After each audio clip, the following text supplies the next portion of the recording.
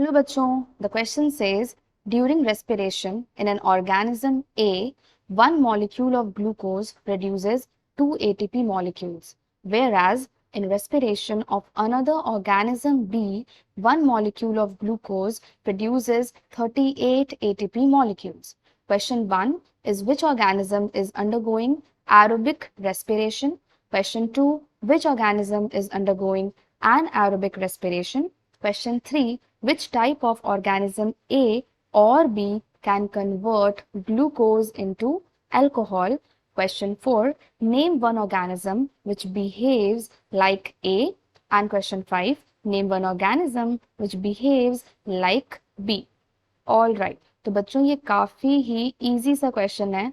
इसके लिए आपको एक की कंसेप्ट समझना पड़ेगा और वो की कंसेप्ट क्या है, let's have a look. So the key concept for this question will be the difference between aerobic and anaerobic respiration. Aerobic and anaerobic respiration. आपको अगर एरोबिक और एनारोबिक रेस्पिरेशन के बीच में डिफरेंसेस पता हैं तो ये क्वेश्चन आपके लिए बहुत ही ज़्यादा इजी है ना बच्चों। फॉर एग्जांपल देखते हैं क्या क्या डिफरेंसेस होती हैं। सबसे पहला डिफरेंस हम लोग देख लेते हैं कि एरोबिक रेस्पिरेशन में क्या होती है, ऑक्सीजन की क्या होती है, प्रेजेंस होती है, राइट। और एनारोबिक में क्या होती है, ऑक्सीजन की एब्सेंस होती है। सेकंड, एरोबिक रेस्पिरेशन में कितनी एटीपीज बनती हैं, 38 एटीपी मॉलिक्यूल्स बनती हैं। और एनारोबिक में कितनी बनती हैं, only and only 2 ATP molecules की प्रोडक्शन होती है। नंबर 3 हम लोग देख लेते हैं कि एरोबिक रेस्पिरेशन में क्या होती है, कंप्लीट ब्रेकडाउन होती है, किसकी, ग्लूकोज की, complete breakdown of glucose, right बच्चों। लेकिन एनारोबिक में क्या होती है, इनकम्प्लीट ब्रेकडाउन होती है ग्लूकोज की, इनकम्प्लीट ब्रेकडाउन ऑफ ग्लूकोज, है ना। चलिए तो अब हम लोग क्वेश्चन पे आते हैं। तो क्वेश्चन में सबसे पहला क्वेश्चन क्या है कि which organism is undergoing aerobic respiration. All right, तो अच्छा एक चीज हम लोग यहाँ पे पहले कंफर्म कर लेते हैं कि ऑर्गेनिज्म ए जो है ना वो क्या कर रहा है, कितने प्रोड्यूस कर रहा है एटीपी मॉलिक्यूल्स, 2 एटीपी मॉलिक्यूल्स कर रहा है। तो बच्चों 2 एटीपी मॉलिक्यूल्स कौन प्रोड्यूस करता है, ये रहा एनारोबिक रेस्पिरेशन।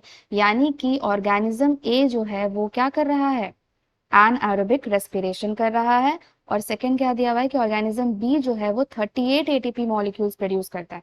तो 38 कौन प्रोड्यूस करता है, एरोबिक रेस्पिरेशन। तो ऑर्गेनिज्म बी क्या कर रहा है, एरोबिक रेस्पिरेशन कर रहा है, राइट बच्चों। तो क्वेश्चन 1 क्या था, which organism is undergoing aerobic respiration. तो एरोबिक रेस्पिरेशन कौन अंडरगो कर रहा है, ऑर्गेनिज्म नंबर बी। तो इसका आंसर क्या हो गया, बी। क्वेश्चन 2 क्या था, which organism is undergoing anaerobic respiration. तो बच्चों यहाँ पे हम लोगों ने देखा एनारोबिक रेस्पिरेशन कौन कर रहा था, ऑर्गेनिज्म नंबर ए।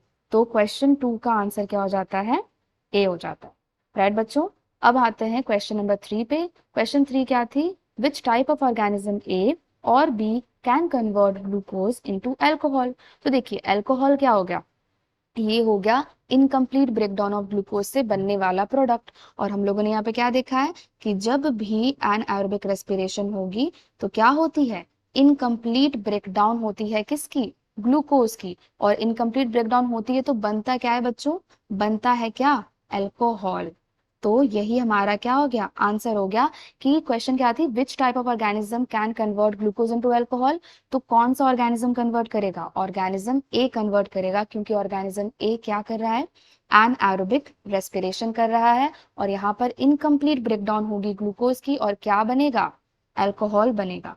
तो क्वेश्चन नंबर 3 का आंसर क्या हो गया बच्चों, ऑर्गेनिज्म नंबर ए, राइट। चलिए अब आते हैं क्वेश्चन नंबर 4 पे। तो क्वेश्चन 4 क्या था, name one organism which behaves like a. तो ए क्या है, एनारोबिक रेस्पिरेशन करने वाला ऑर्गेनिज्म। इसका आंसर क्या हो जाएगा, ईस्ट। ईस्ट आप सब जानते हो ना, ईस्ट सेल में एनारोबिक रेस्पिरेशन होती है, अल्कोहल की फॉर्मेशन होती है। तो इसका आंसर क्या हो गया, ईस्ट। क्वेश्चन नंबर 5 में क्या पूछा जा रहा है, which organism will behave like B. तो बी क्या कर रहा है यहाँ पर, एरोबिक रेस्पिरेशन कर रहा है। तो एरोबिक रेस्पिरेशन किसके अंदर होती है, ह्यूमन बींग्स के अंदर होती है। तो हम लोग इसका एग्जाम्पल एक ऑर्गेनिज्म का क्या दे देंगे, ह्यूमन बींग्स। राइट बच्चों, तो let's have a look at all the answers that we have found out. तो क्वेश्चन आंसर 1 का क्या था, ओके मैं इसको हाईलाइट कर देती हूँ, आप अच्छे से समझ जाओगे। तो ये देखिए, ये रहा क्वेश्चन 1 का आंसर क्या हो गया, बी। क्वेश्चन 2 का हो गया ए। क्वेश्चन 3 का हो गया ए। क्वेश्चन 4 का आंसर क्या था, ईस्ट। क्वेश्चन 5 का आंसर था human beings. I hope you understood it very well बच्चों। Best of luck.